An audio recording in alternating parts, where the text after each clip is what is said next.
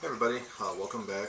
Even though this is one long video, I'm still trying to edit the overall commentary and then also just the fixes that I'm doing with this. The crazy glue with the dye layered in and then the crazy glue buildup, I felt like it ate away at the clear coat, or in this case it would have been lacquer based on the year they used this. As for filling in the holes with the wood Bondo, I wouldn't recommend that. I am not too happy with how this turned out. You can see the lighting there. There we go. I'm not too, like I said, happy with that. So what I did is I ended up buying a Foster bit, 1/2 inch, and I'm gonna drill it to a 1/4 inch depth. I already took a wooden dowel and just tested and painted the hell out of it, just to have more wood than plastic would restore. So, and again, this being an aged instrument and everything else, I feel like the wood would be beneficial for it.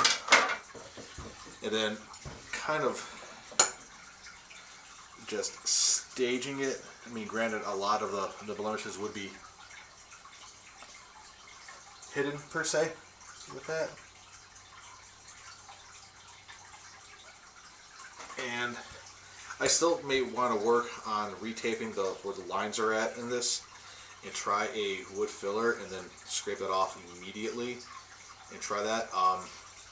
I have some scrap wood that I'm testing it with it right now, but it seems like I have a natural wood filler with a oak wood filler, and again, it's all taking like the tones and how the dye takes to the case wood, or in this case the wood putty or wood filler.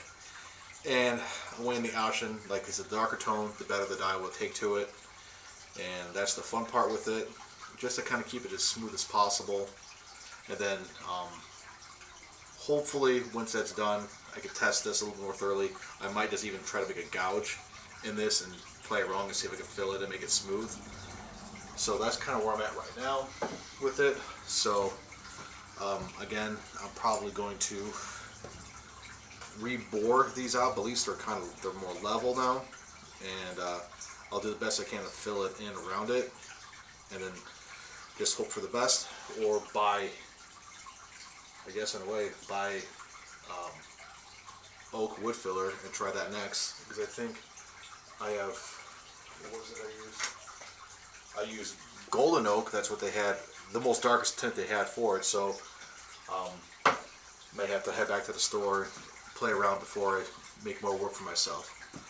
That being said, let's get to cutting this out and getting wooden dowels cut to the proper length of it, and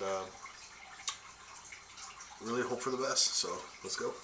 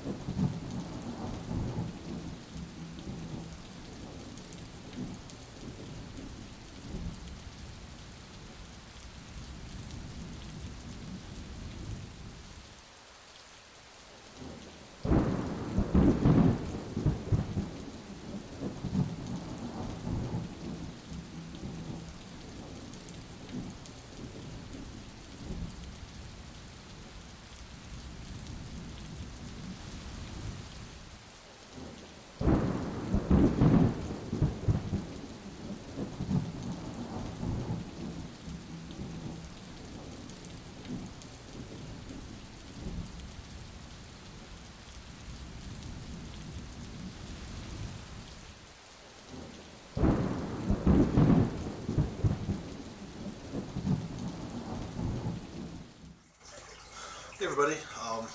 This is a little break from the ongoing repair for the grabber bass. I happen to have my Warmoth neck in, and I figure we'd just do a nice little unboxing of it since this is my first time ever buying from Warmoth via Neckwise, so I'm kind of curious to see what we got to work with. So I'm not going to waste any time. Let's get into it.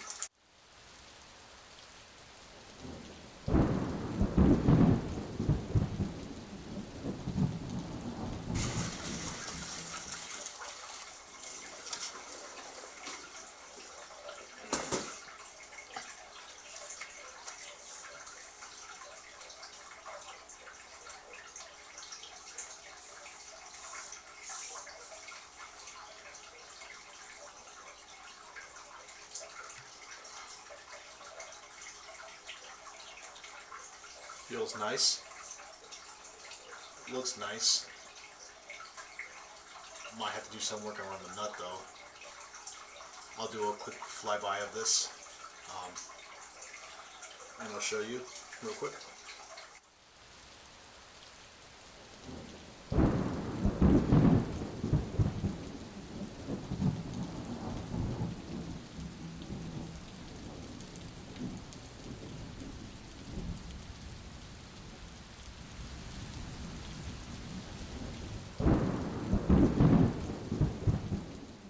It does seem like it's like a natural oil finish on there.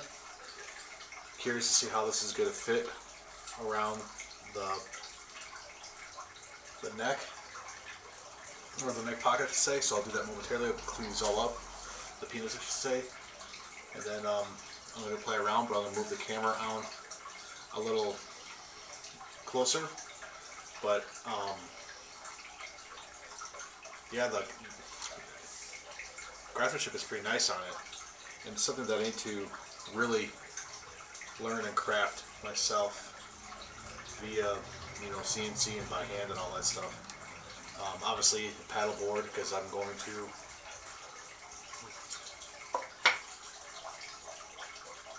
add the proper one to it,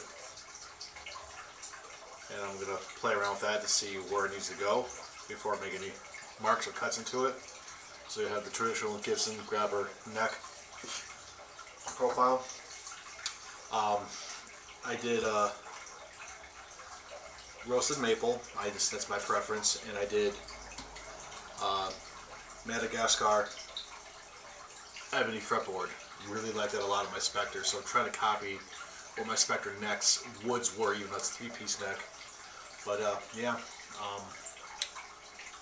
Probably at the end of the video of me doing this, it's going to show you all details, price cut and price chatter, etc., all that fun stuff. Just I don't even know what I'm talking about, so I'm just going to be quiet and I'm going to go ahead and play now. So yeah, that's the Warmoth paddleboard neck.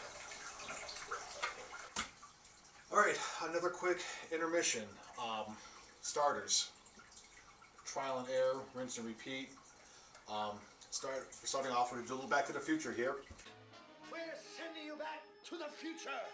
I'm not 100% happy with the wooden dowels on this because you can still see some of the Bondo area, so I'm going to have to go a little wider and re-drill those. So I'm going to do another fast segment and prime the corner part of the video and all that stuff just to show you that I'm redoing it again, probably for the second time or third time. Onward, I had to return the original Godo relic keys, as the little C-pins look like they were spot welded, and thus meaning that they are not able to be changed to be in line, even though Godo's website shows that they can be reversed. In this case, these relics could not be. So I'll try to show a picture of that in my segment I'm here talking right now, and kind of show you what I'm visually talking about. I did return those, and I got myself new Godo 3 screw in for the headstock. I chose black over Cosmo black. It would look much nicer on the roasted maple neck. As for the roasted maple neck, I did find that the base neck itself was 31 1/4, not the scale length, but actual length of the neck is 31 1/4. I have templates, of course, to go ahead and create. I am going to leave the headstock vintage looking. I'm not going to paint it to match anything. I'm just going to keep it nice and all natural. And that's kind of where we're at right now. So I don't want to talk too much because I feel like I've been talking too much in this video already with the trial and errors. But again, oh yeah, have the neck headstock heel taped off, ready for tapering. Going to be doing this by hand, so no power tools for this whatsoever, because I'd rather have a nice tight fit than possibly over sand and cause damage and make more of a complex than I need to. So without further ado, let's go ahead and redial these out, make a fake headstock template to make sure the tuning keys fit properly and accordingly, and then work on sanding the neck. So let's get to it.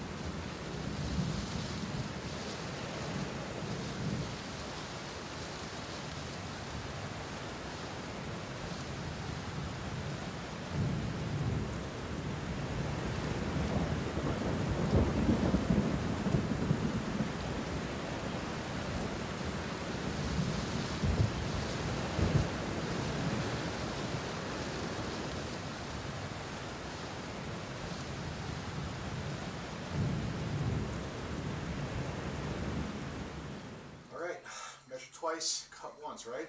So the wider dowels are drying, and I like it a lot better already because I don't see the actual Bondo on there. The back is glued or drying as well. The nice thing is I'm using a modern bridge cover, so I'm not to worry about covering that, so I can go ahead and get that. Now I know I will have to cut these drill screws to fit the diameter or the depth of the neck to the base. I have to be very careful on that, and I'm going to definitely going to cut these probably 1/16 shorter than need be. I'll find out. I'll measure twice on that one. I'll also fill in neck pockets once this is done drying, and then I'll start dyeing and scraping and everything else. The neck part, I'm glad I didn't start that today. My template that I used to make is coming out nicely. However, the tuning machines from said template do not line up 100% with these, and pretty much the center point of them needs to be on the post, so I'll show you real quick. It would need to be like the middle of the post needs to be on the outside of this to fit properly on this teardrop pick looking backplate for the tuning machine. Now some of you might be wondering, but doesn't the Gibson Grabber and Gibson Ripper basses have a contour, or yes, the scarf joint? There is. I chose not to get that because I've seen too many of those vintage necks and too many modern basses where those scarf joints crack. No thank you, not dealing with that. So obviously being straight, string trees, so you have retention for it and everything else, and that's kind of where I'm at with it. So I'll probably fill these two holes here and then try to make a little template of how these should fit on the back, and then I'll make a mark and make a new drill point and then make a new template, so I know exactly that it looks right when I put it on. Everything's at the center point on there, so that's going to be my next move. And then of course scraping and staining, and then try to fill in some more of those gouges if I can, and I will probably, once I get this taken care of, I'm going to work on the heel. And then last but not least, I'll cut the headstock. And again, cut the headstock at 31 1/4. Get everything fit. Cut the screws to make sure the neck pocket screws don't drill through said fretboard and neck pocket.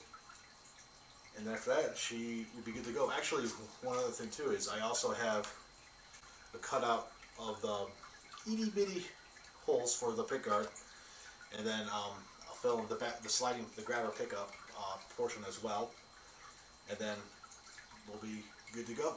So, yep. Thanks for tuning in for the mistakes. I still have no idea how I'm going to edit this, and if I'm going to break it into segments or what. Or I might do a whole entire series. I don't know yet. I'm just working and tinkering and restoring. So, on that note, see you next time.